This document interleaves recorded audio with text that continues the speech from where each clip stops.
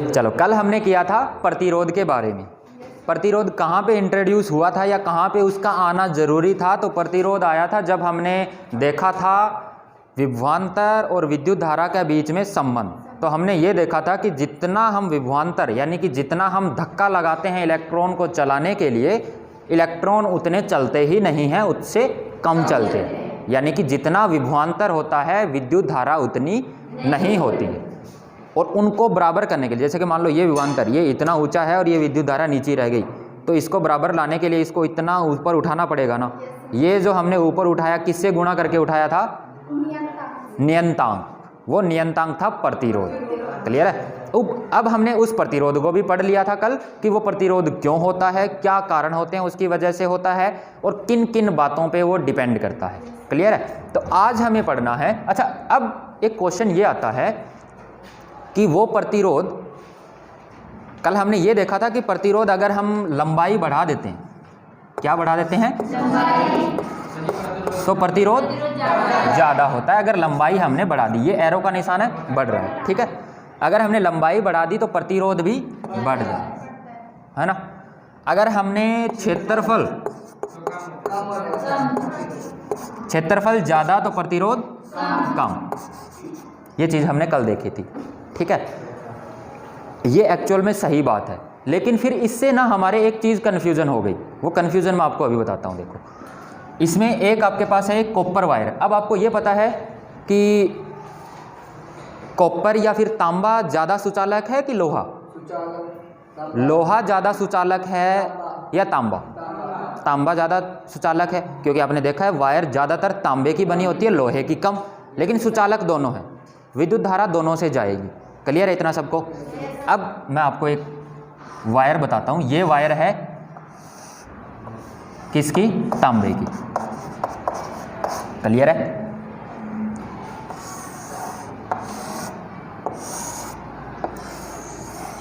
ये वायर है लोहे की।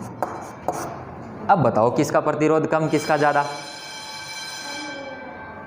इसका प्रतिरोध कम। क्यों? क्योंकि इसकी मोटाई बढ़ा दी है हमने, ठीक है ना। क्योंकि हम पढ़ चुके हैं क्षेत्रफल ज़्यादा तो प्रतिरोध कम, है ना। यानी कि हमारा वो कॉन्सेप्ट तो गलत हो गया जो हम आज तक पढ़ते आ रहे हैं कि तांबा ज़्यादा सुचालक, तांबा ज़्यादा सुचालक है कि नहीं सुजीत?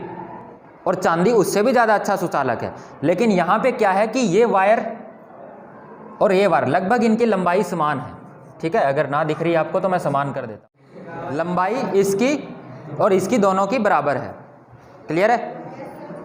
लेकिन दोनों के अंदर से आपको पता है तांबा है वो अच्छा चालक है, तो इसके अंदर से विद्युत धारा ज़्यादा जानी चाहिए, जानी चाहिए कि नहीं?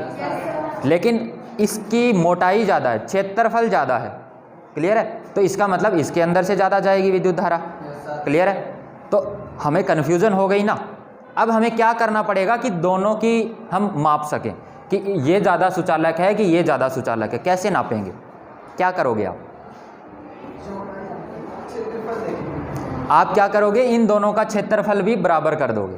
क्लियर है ना? जैसे कि अगर मैं कह दूं ये तार इतनी है तांबे वाली और ये इतनी मोटी है, तो जैसे ही लंबाई आप कम करोगे तो प्रतिरोध भी तो कम होगा ना। अब इसका प्रतिरोध ज़्यादा हो जाएगा, है ना। यानी कि हमें दो तारों का प्रतिरोध अगर देखना है तो क्या क्या चीज़ें बराबर होनी चाहिए उनकी? लंबाई और क्षेत्रफल। क्योंकि यहाँ पे यही कन्फ्यूज़न हमें पेश आ रही है। इसका क्षेत्रफल ज़्यादा है, इस हिसाब से तो इससे इसका प्रतिरोध कम होना चाहिए, है ना। इसके अकॉर्डिंग लोहे का प्रतिरोध कम, तांबे का प्रतिरोध ज़्यादा, इस लाइन के अकॉर्डिंग जो हमने कल पढ़ा था। इसके अकॉर्डिंग इसकी लंबाई कम है, इसकी लंबाई ज़्यादा है, इसलिए इसका प्रतिरोध कम होना चाहिए और इसका प्रतिरोध ज़्यादा होना चाहिए। यानी कि हमें कन्फ्यूज़न हो गई, हम पता ही नहीं कर पा रहे हैं। तो हमें क्या करना पड़ेगा कि ये और ये अगर हमने दो पदार्थ लिए हैं और उनका अगर हमें प्रतिरोध पता करना है तो हमें उनकी लंबाई भी बराबर कर देनी है और उनका क्षेत्रफल भी बराबर कर देना है। और अगर हमें बराबर करना है तो कितना बराबर करें? दोनों को एक एक ले लेते हैं, इकाई ले लेते हैं। क्लियर है? यानी कि इस दोनों की लंबाई 1 मीटर यानी कि 1 इकाई, दोनों का क्षेत्रफल भी 1 मीटर स्क्वायर या 1 वर्ग मीटर यानी कि 1 इकाई। क्लियर है ना। दोनों को अगर 1 इकाई कर लेते हैं तो दोनों क्षेत्रफल और लंबाई दोनों बराबर हो गए, और अगर दोनों बराबर हो गए फिर हम अंदाज़ा लगा पाते हैं। क्लियर है ना। तो अब कैसे करेंगे इसको, तो ये अगर तांबे की तार है तो ये भी इतनी मोटी और इतनी ही लंबी, फिर हमने लोहे की ली, वो भी इतनी ही मोटी और इतनी ही लंबी। ठीक है।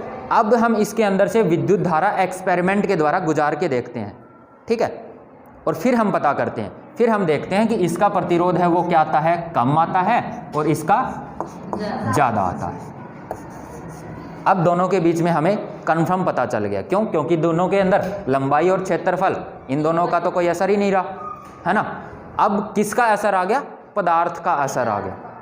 ये किसका बना हुआ है, तांबे का, और ये किसका बना हुआ है, लोहे का।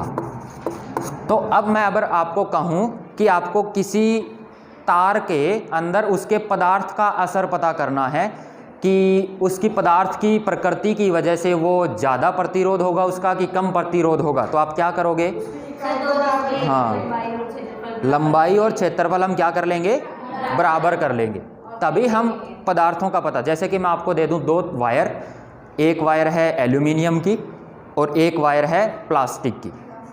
ठीक है। मैं कहता हूं कि इन दोनों में से दोनों का प्रतिरोध मुझे बताओ, तो आप पहले क्या करोगे, दोनों की वायर लोगे और दोनों की वायर की लंबाई भी बराबर होनी चाहिए और क्षेत्रफल भी बराबर होना चाहिए। लंबाई भी बराबर, क्षेत्रफल भी बराबर। उसके बाद हम उसका क्या निकालेंगे, प्रतिरोध निकालेंगे। हाँ, प्लास्टिक के तार को कम ज़्यादा क्षेत्रफल भी बढ़ा दे तभी वो उसका प्रतिरोध ज़्यादा देगा। नहीं, लेकिन प्रतिरोध अगर हम कंपेयर कर रहे हैं तो की बात कर रहा हूँ मैं। ठीक है ना। वैसे तो ज़्यादा होता ही है, वैसे तो हमें ये भी पता था कि तांबे का कम और लोहे का ज़्यादा होता है, ये भी पता था, लेकिन एक्यूरेट तो नहीं पता था ना, बिल्कुल एक्यूरेट पता करने के लिए, है ना।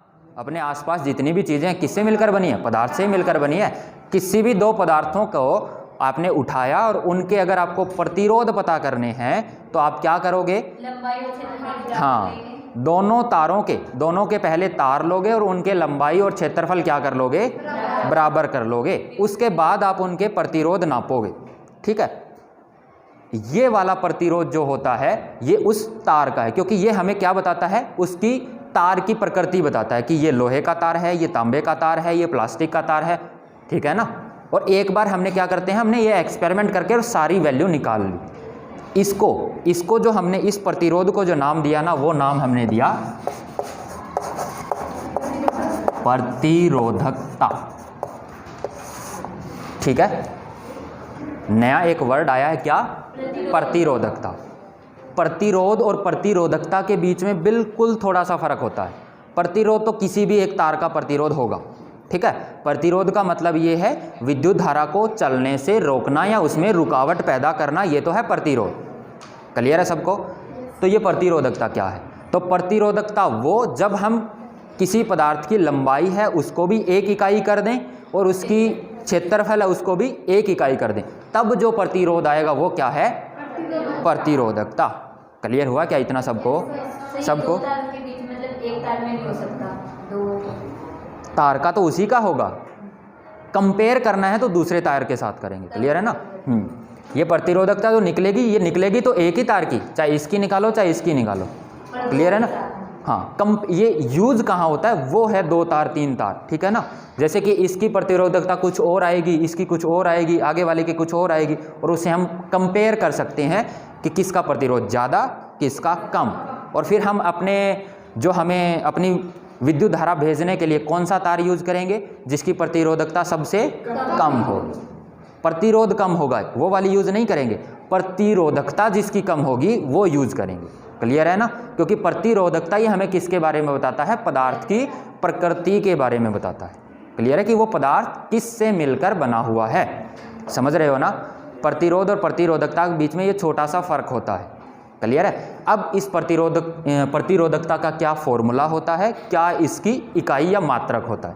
प्रतिरोधकता सबको समझ में आया ना। आई, और यहाँ से आई इसके डिवाइड में आ जाएगा, तो प्रतिरोध का सूत्र क्या था, V/I। ये सूत्र था, सबको याद है। ठीक है। अब इसके अंदर हमें नहीं जाने का, ये कहाँ से आया था, ये तो आया था ओम के नियम से।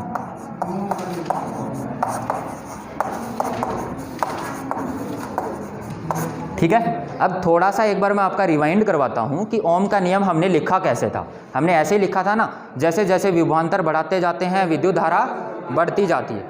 अगर विभवांतर बढ़ा रहा है, विद्युत धारा बढ़ रही है, तो हमने कैसे लिखा था? इसको ऐसे ही लिखा था, वी आई के क्या है? अनुक्रमानुपाती।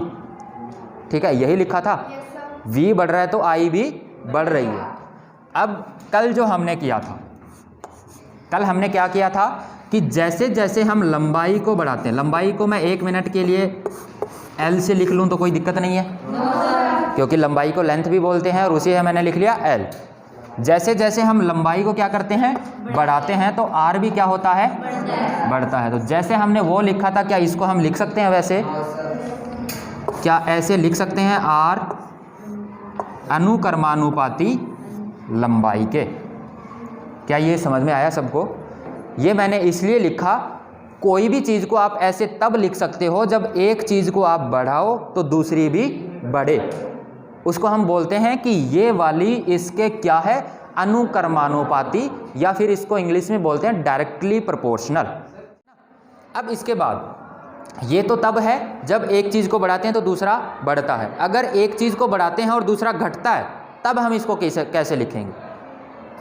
तब हम इसको ऐसे लिखेंगे कि ये वाला ऊपर तो ये वाला क्या होना चाहिए? नीचे। यही तो होता है। और अगर ये ऊपर होगा तो ये वाला नीचे होना चाहिए। क्लियर है? अब क्षेत्रफल के अंदर यही होता है। दूसरा पॉइंट है क्या? क्षेत्रफल। क्षेत्रफल को हम क्या लिखते हैं? ए से लिखते हैं। ठीक है, ए मतलब एरिया। अगर क्षेत्रफल बढ़ेगा तो प्रतिरोध क्या होगा? कम होगा। यानी एक ऊपर रहेगा तो दूसरा हमेशा नीचे रहेगा, और दूसरा ऊपर तो पहले वाला नीचे। यही संबंध है दोनों के बीच में। इनके बीच में तो संबंध था, तो एक ऊपर जा रहा था, दूसरा उसके साथ ऊपर जाएगा। वो था अनुक्रमानुपाती। अगर एक ऊपर जा रहा है तो दूसरा नीचे भागेगा, और ये ऊपर जा रहा है तो ये नीचे जाएगा। इसे हम कहते हैं व्युत्क्रमानुपाती।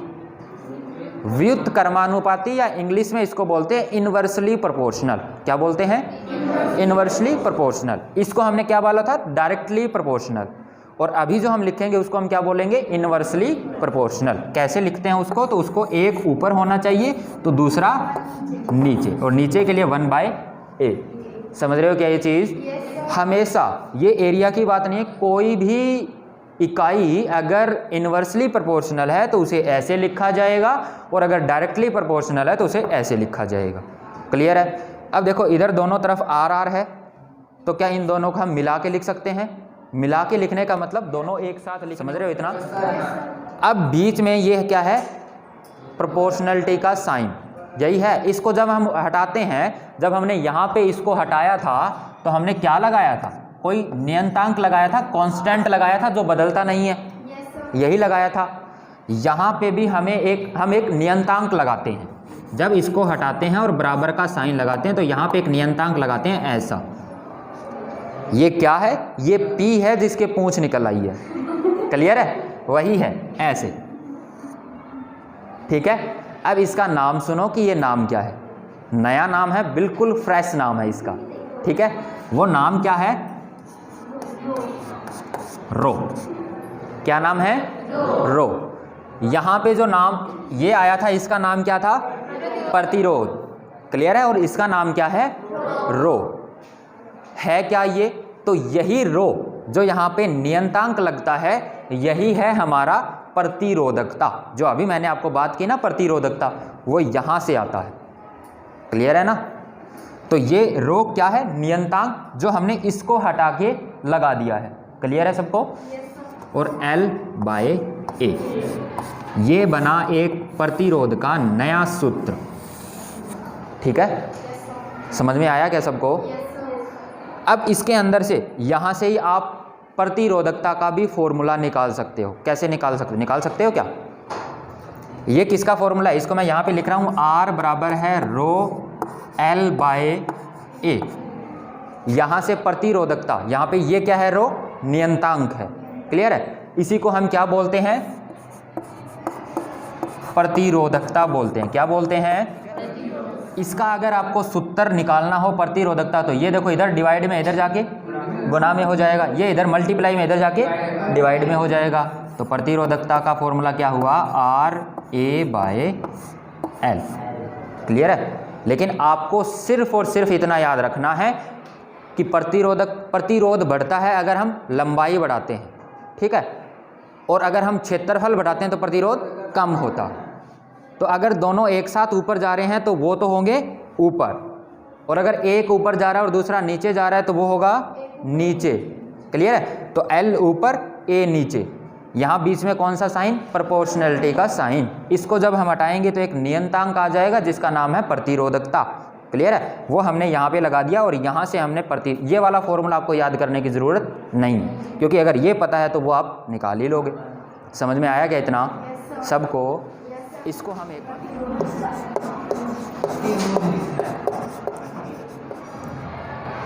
ये मैंने एक लाइन लिखी है, इसको आप ध्यान से देखना। पदार्थ बदलेगा तभी प्रतिरोधकता बदलेगी। अगर आपने लंबाई बढ़ाई किसी तार की तो उसका प्रतिरोध बदलेगा कि प्रतिरोधकता? प्रतिरोध। क्योंकि लंबाई और क्षेत्रफल प्रतिरोधकता में तो हम बढ़ा ही नहीं सकते, उसके अंदर तो हमेशा प्रतिरोध भी एक इकाई और प्रतिरोधकता भी एक इकाई फिक्स है। हम जानते हैं कि जब लंबाई बढ़ती है तो आर बढ़ता है तथा क्षेत्रफल बढ़ता है तो आर घटता है। इसी को अगर हम गणित रूप में लिखेंगे, यहाँ रो एक नियंतांक है जिसे प्रतिरोधकता कहते हैं। बहुत बहुत इंपॉर्टेंट क्वेश्चन है ये, लगा लेना उसके ऊपर मार्क। आए अब तक तो पहले हम इसका मात्रक पढ़ते हैं कि इसका मात्रक क्या होता है।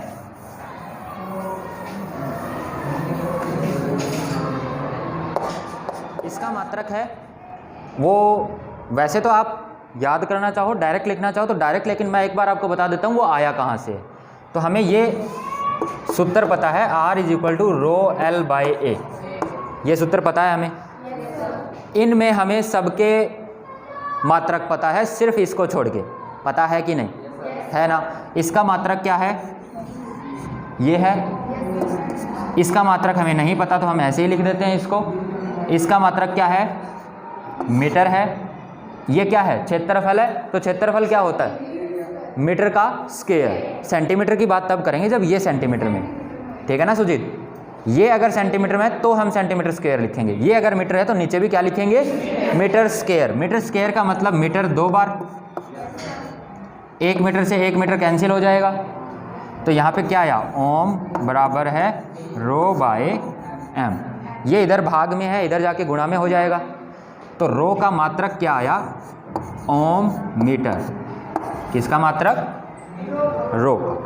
तो ये एक ऐसा मात्रक है जिसको आपको याद करने की ज़रूरत बिल्कुल नहीं है। अगर आपको फॉर्मूला याद है तो आप ऐसे करके और मात्रक निकाल सकते हो। तो अगर चाहो तो आप पहले ये लिख लो और उसके नीचे ये लिख लो इसी के उत्तर में, ठीक है? मुझे लग रहा है ये ज़्यादा इजी तरीका है ना। तो आप यही लिख लो। पहले आप क्या लिखो?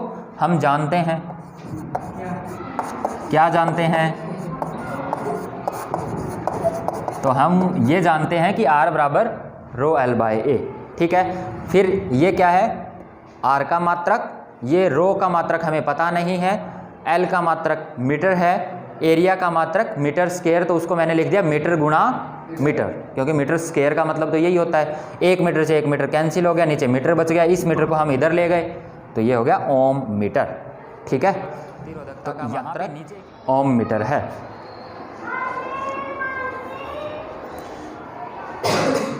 अब हमें बात करनी है, जैसे हमने बात की थी प्रतिरोध की बात की तो उसका असाई मात्रक था ओम। जैसे ही हमने ओम लिखा हमें यह पता करना था कि 1 ओम कितना होता है। ऐसे ही हमने बात की थी 1 वोल्ट कितना होता है। ऐसे ही हमने बात की थी 1 एम्पियर कितना होता है, की थी ना। वैसे ही अब हमें किसकी बात करनी है कि 1 ओम मीटर कितना होता है।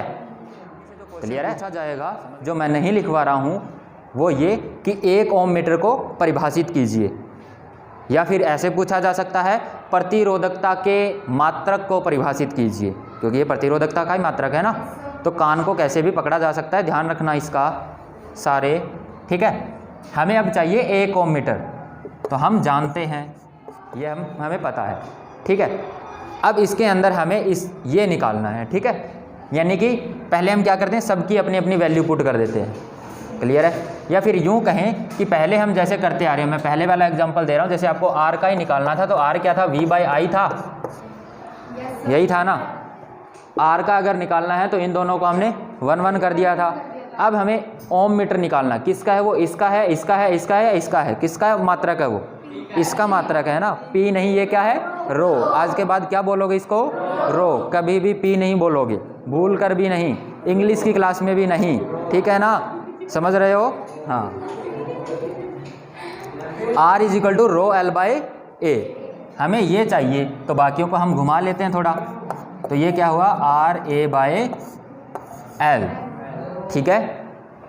ये चाहिए 1 तो बाकी सारे भी क्या कर देंगे 1, तो 1 ओम मीटर कितना होता है, तो 1 ओम मीटर होता है 1 ohm multiply by 1 metre square divide by 1 metre.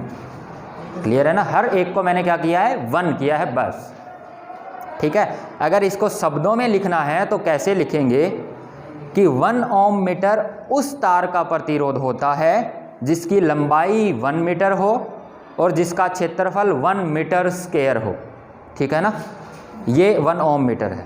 Clear है। या इसको अगर इसकी परिभाषा अगर आपको याद करनी है तो मैं आपको ऐसे बता सकता हूँ कि जो हमने प्रतिरोधकता की परिभाषा लिखी है ना, उसके अंदर मैंने लिखा है कि तार की लंबाई 1 इकाई हो और तार का क्षेत्रफल है वो भी 1 इकाई हो। उस 1 इकाई की जगह आप सिंपल लिख देना 1 मीटर हो और 1 मीटर स्क्वायर हो, तो ये आ जाएगा।